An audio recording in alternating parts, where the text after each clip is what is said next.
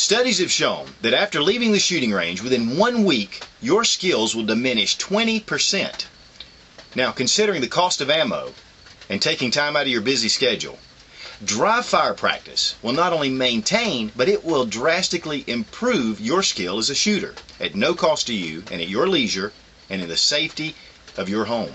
You know, if you've been on my channel long, you know that I love guns. In fact, I'm a weapons aficionado.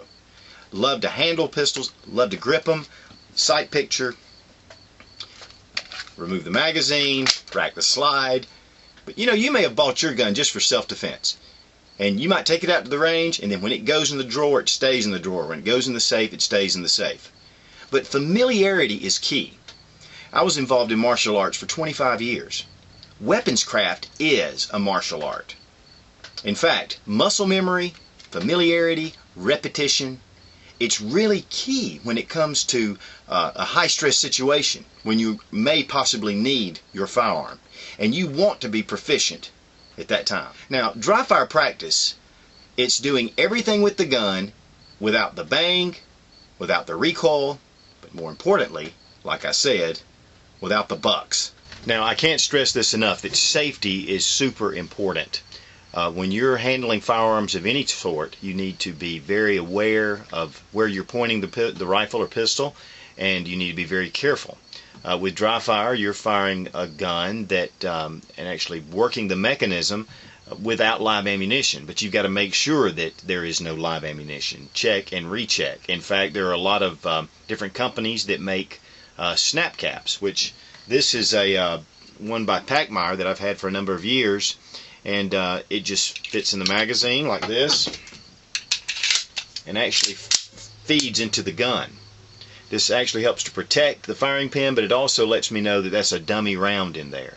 You should always keep all ammunition completely clear, any loaded magazines, anything, in a separate room if you're going to be doing dry fire practice. When you finish doing the practice, you need to say, okay, the gun is now loaded, I am finished dry firing it. It's amazing how easy it is to fire off an unloaded weapon with a live round, if you get my drift. Now, one of the first things I want to cover is grip, and this is really important. What you want to do is take your shooting hand and place it around the gun grip very lightly. Just a nice light grip where you're holding the gun, but it's not tight. Take your supporting hand, bring it forward, and put a good firm grip around your trigger hand.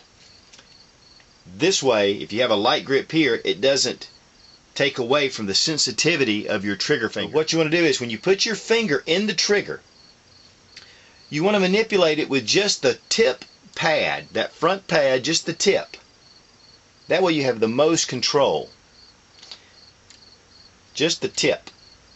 This gives you precision, and it also makes it very delicate where you can tell exactly where you're putting the round. Very important to know what to expect when you pull the trigger. So whatever weapon that you're using to dry fire, you need to practice that technique. But before you start pointing it at a target of any type, the best thing to do is to take it, have it in a firing position, of course, gun unloaded or with a safety cap. Feel how the trigger, feel the travel, feel every bit of it. Just pull it. Feel the intricacies that go along with that. Become very familiar with it. It's very important. As Taurus, for instance, there's a very long trigger pull.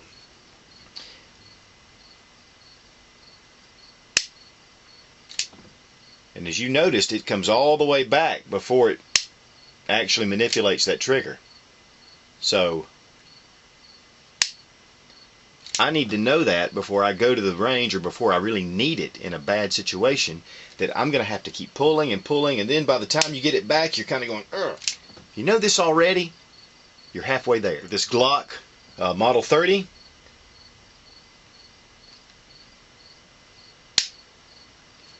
I understand how the trigger works. Become familiar with it. The muscle memory and the grip is important. Knowing how to release your magazines, how to rack the slide, all these things. Handling the gun, becoming familiar with the gun, bringing it up, lining it up on your sight picture, and then taking a shot. Now, one thing that you want to understand is your sight picture. When you line your sights up, get your eye focused on the top edge of that sight. And when you look at it, do not close your eyes, don't blink. Keep it totally focused on the edge of that front sight, and as you pull it, see where it lands. See if it moves. If your gun becomes erratic and starts to move, then you're not holding your pistol right. Good firm grip. Top edge stays completely on target.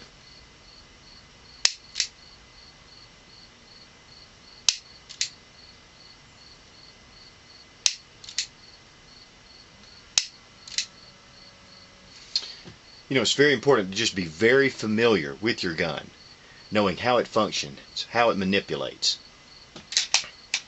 Knowing that when you pull the slide back, knowing the slide release, mag release, your muscle memory will kick in. And again, in a stressful situation, if you've become very familiar with your gun, then you're going to be way ahead of the game. Now, go to personaldefensetraining.com for all kind of dry fire drills that you can do, from pulling from your holster, presenting your gun, a lot of different information. And also go to DillonPrecision.com. I'll have both links in the sidebar, where they even have safety mags to put in, dummy rounds, and different other training aids. So I hope this was helpful to you. Please subscribe for more fun gun reviews and sensible survival.